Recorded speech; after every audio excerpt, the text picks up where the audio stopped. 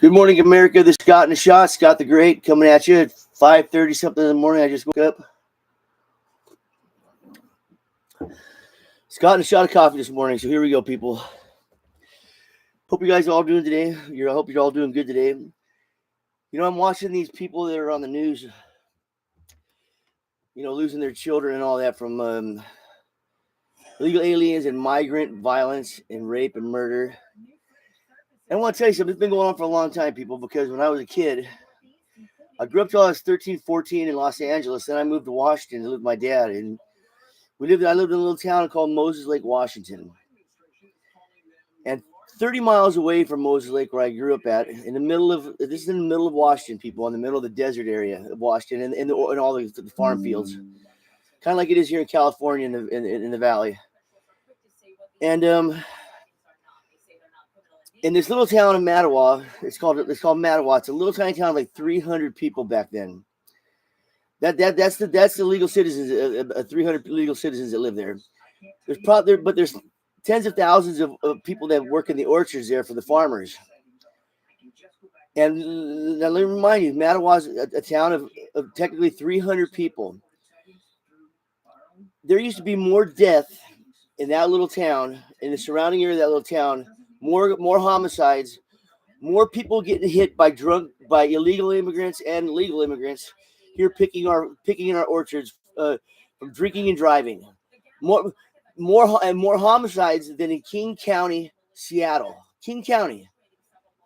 So and those crimes are drugs. If I had a dime for every time my dad read me in the paper every day, somebody got hit running a red light and killed at an intersection over in Mattawa, out around the Mattawa area, from a drunk driving a picker, whether it's Mexican or something else, most of them were illegal. Because back then there was way more illegal immigrants in this country back then picking than there are legal ones. But it was always an illegal alien. I mean, it was like a daily thing. But then in the orchards, every other day, they'd find dead bodies in orchards, and they'd always find a bunch of cocaine next to them. I mean, this is real stuff. I mean, in a little town of 300 people, I mean, that was 30 miles away from where I lived. This is a daily occurrence, people. So the migrant death, migrant crime, whether it was illegal aliens killing our citizens, especially from drunk driving and cocaine, has been happening for many, many decades now.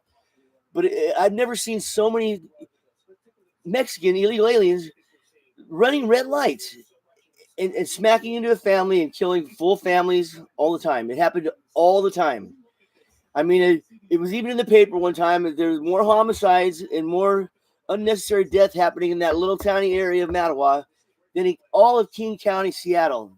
Now, King County, Seattle is where all the death happens, people, in Washington State, most of it. It's in Seattle. It's in a predominantly black area of Seattle where there's a lot of gangs and stuff like that. I mean, where there's millions of people, and they were getting beat out on homicides from a little town of 300 people out in the middle of Washington. That's a true story. I lived there. I'm telling you the fact. My dad used to baffle me in my dad's minds. I mean, how they let these people come over here. They may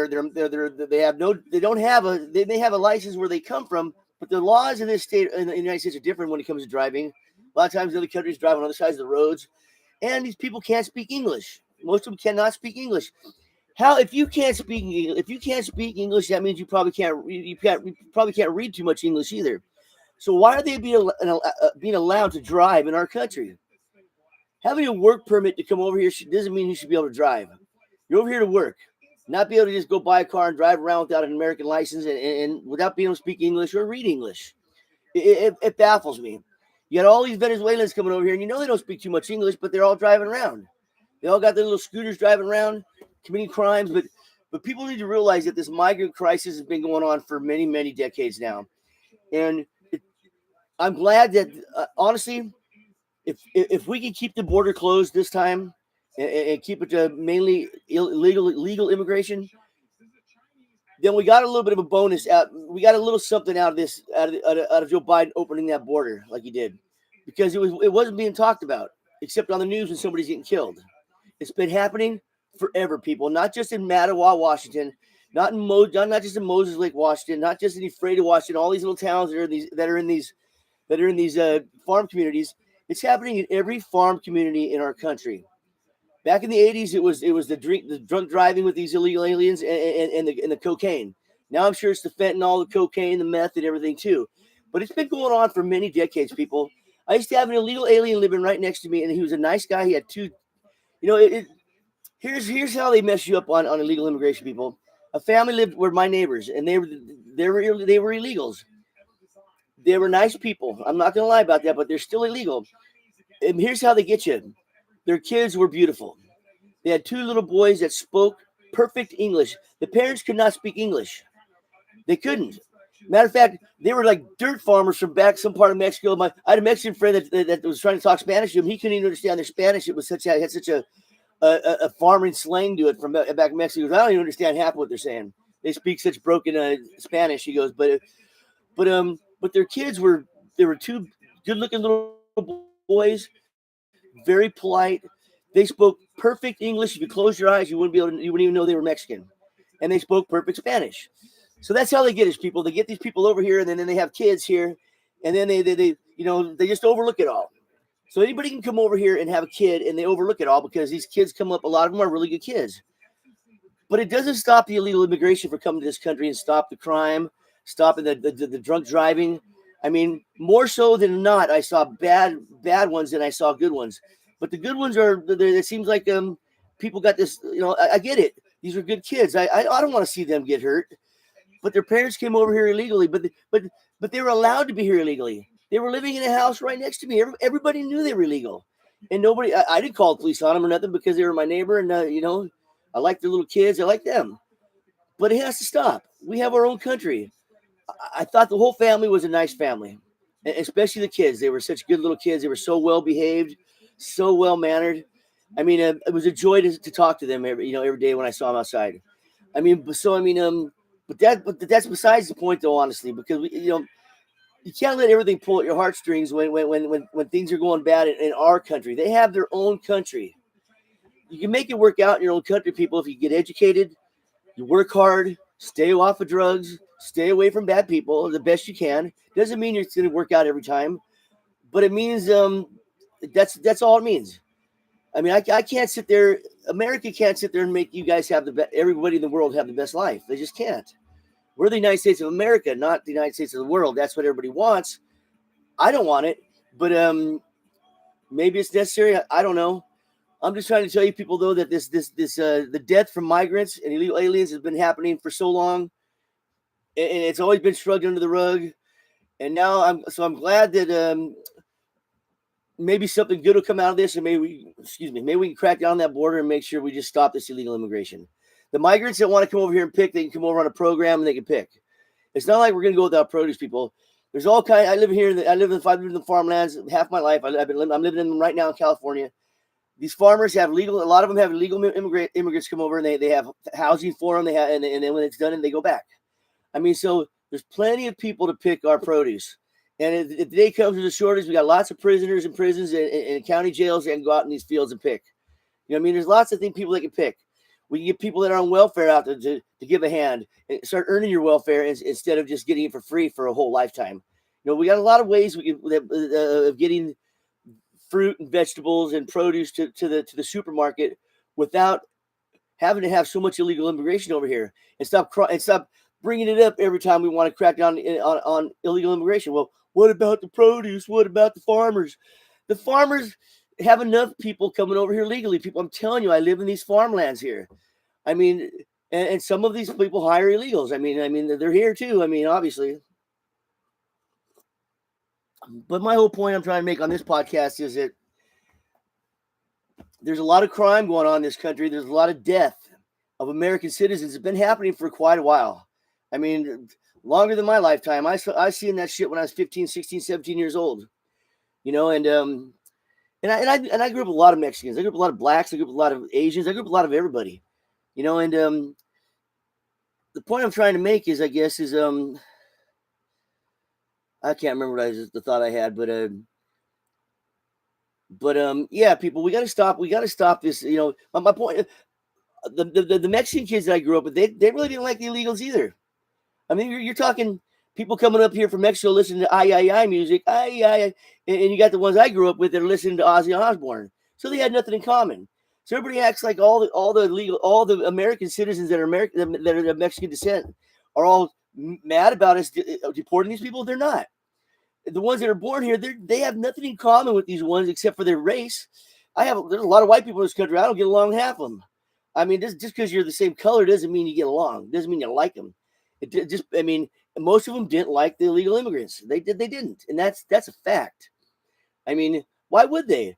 Just because they're a Mexican, they're supposed to like them? I mean, I walked up to a store one time with a friend of mine, and his name was Pat Garcia. He had black long hair down to here. He looked like an Indian. There's a couple of illegals up at the front of the store, and we go walking up into the store, and he stops and starts talking to my buddy Pat in Spanish. And Pat looked at him and goes, "Motherfucker, I don't speak a drop of Spanish." And we walked in, and Pat's like, "I'm tired of these people looking at me just assuming that I speak Spanish. I was born in America."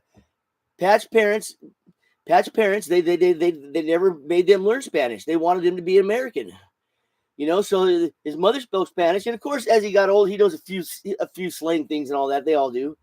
I mean, but he didn't give three shits about that guy and try and talk to him in Spanish. He's like, "I don't know what the fuck you're saying, dude." And we walked in. He's like, "Well, tired of that shit." We're talking American Mexicans are different than Mexicans that are sneaking over that border. I mean, especially the ones that are born here. They don't get it either.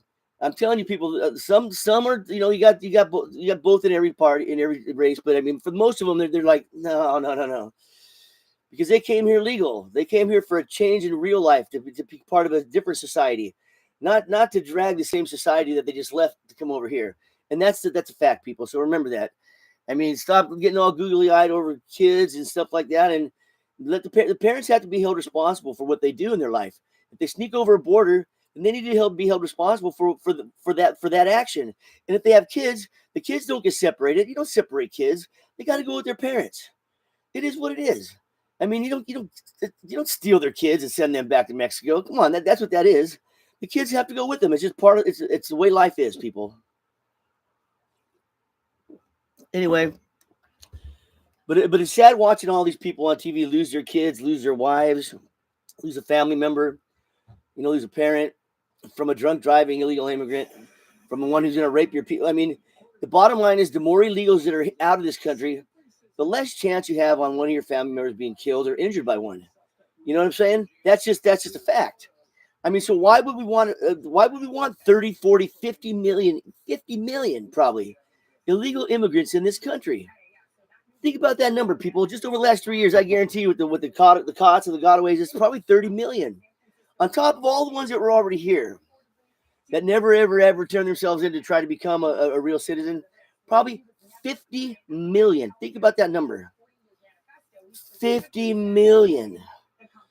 I mean, that is such a big number. I mean, when I guarantee you, that's why this country is changing, people. It's not the legal immigration that's changing this country. It's some of it is.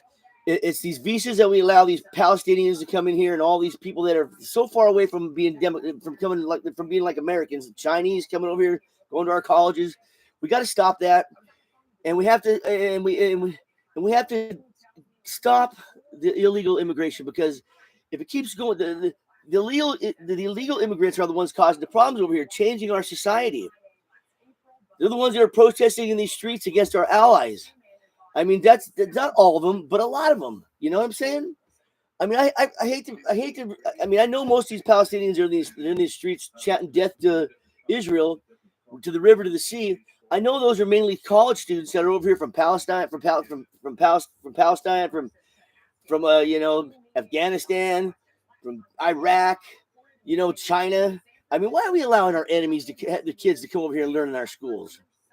I mean, if a country is designated as a foreign enemy, why are they allowed in our country to go to school? You don't think a lot of them have been indoctrinated before they got here? I mean, really? They were raised in a country that hates America, but we expect them to come over here to our colleges and act accordingly when they were raised to hate us, to kill us? I mean, for a lot of them, I mean, really. It doesn't take a rocket scientist to figure this stuff out. Stop it. I mean, so once again, I'm going to say thank God to Donald Trump, and we have to get back to the table on normal stuff and stuff that really matters, and stop with all this crazy, childish, immature, divisive talk, rhetoric, laws, not enforcing laws, all over under some disguise of inclusion.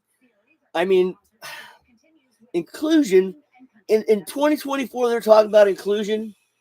I mean, if you want that, then get people over here that love our country.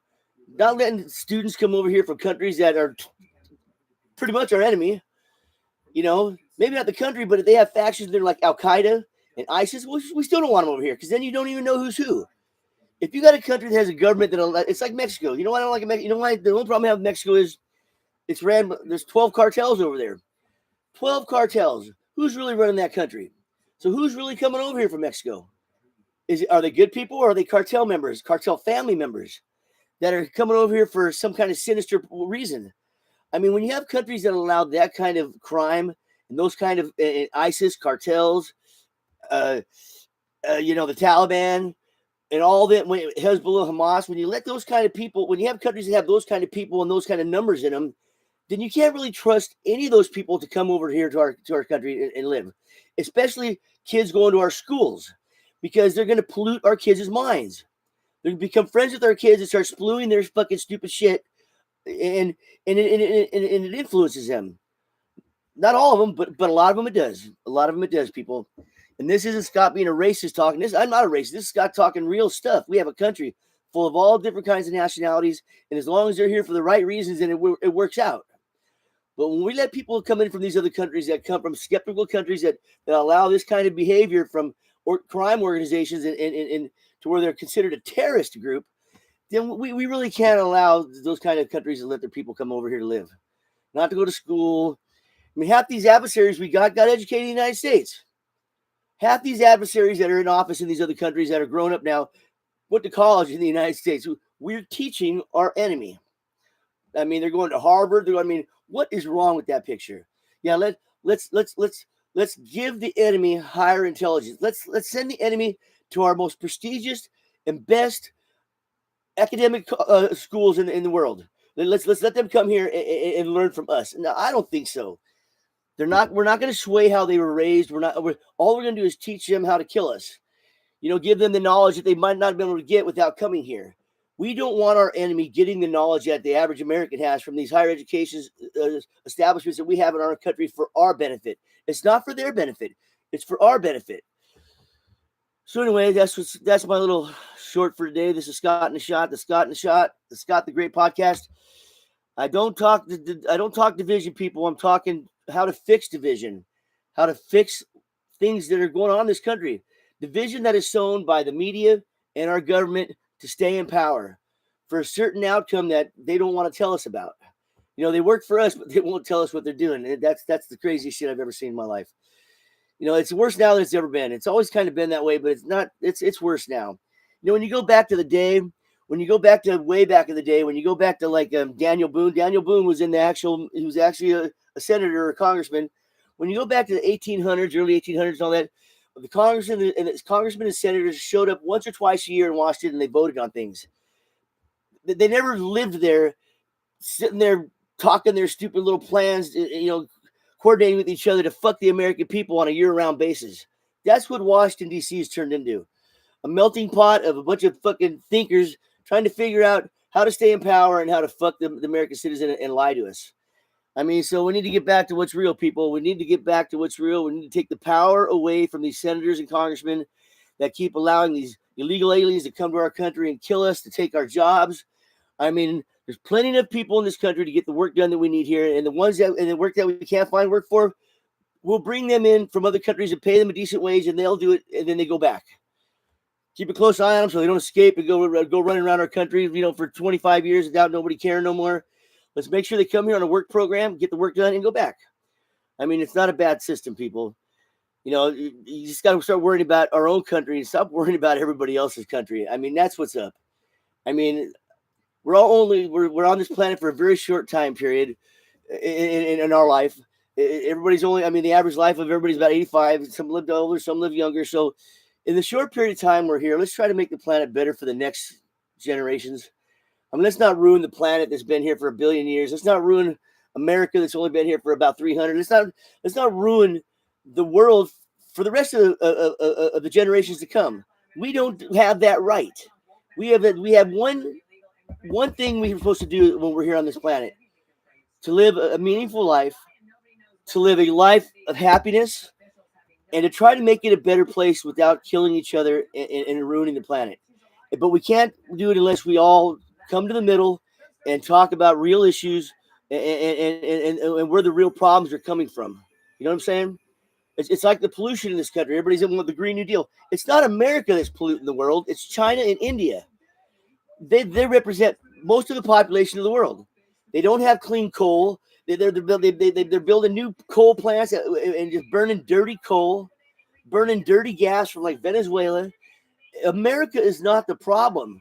This pollution that we're seeing around this country is from all these fucking forest fires that people are starting now, and the smog that's coming across those oceans now that is so thick. I mean, you go over to China, they're wearing masks. Half those cities over there in India, they got to wear masks. They're in their fucking rivers washing their fucking clothes. You wouldn't want to go to India and catch a fish and eat it. I mean, I'm telling you right now. I mean, so they're the ones that are letting all that stuff come through their rivers out into the ocean. They're the ones that are pumping dirty coal out into the atmosphere. I mean, America is just a small player when it comes to China and India when it comes to the population. And our plants are burning clean coal. We have clean emissions, as clean as they can get for our technology. I mean, that's the best you can ask for. But we're not demanding it or asking it from all these other countries. Let's America take the blunt of all of it and push Green New Deals on everybody and ruin the whole fucking planet even worse. I mean, that's what's happening, people. Instead of us pointing the finger at them and saying, clean your shit up. And the whole rest of the world keeping these other countries accountable, not us. If it wasn't for us, this world would already be gone if it wasn't for America. If everybody's so hyped up on the world being a better place and all that, then you better make sure America's a better place because we're the beacon of the free world. We're the beacon that gives everybody in the world hope that their country can change. And without that, then everybody's doomed, and all these little activists and all that, then they're just stupid. Then what they tried so hard to fight for doesn't even matter because they can't even see where the real problems are coming from. All right, people, this is Scott in the Shot. I love you guys. You guys have a great day, and maybe I'll do one later on.